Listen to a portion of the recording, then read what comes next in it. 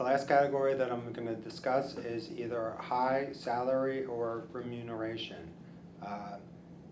So depending on the occupation, there's different ways to document that an artist or a designer or a photographer or even a musician is paid a lot of money.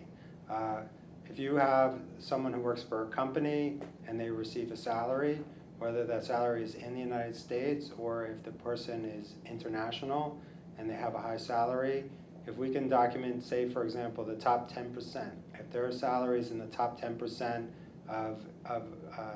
salaries of those occupations, then they may satisfy this category.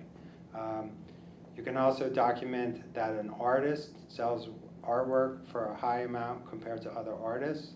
A lot of times if a photographer or an illustrator has a rep either in the United States or an international rep, and they have a lot of work with that rep and they have documentation that they've earned a lot of money, that is another way of documenting that they have a high remuneration. Sometimes we get a letter from an accountant to satisfy this category. So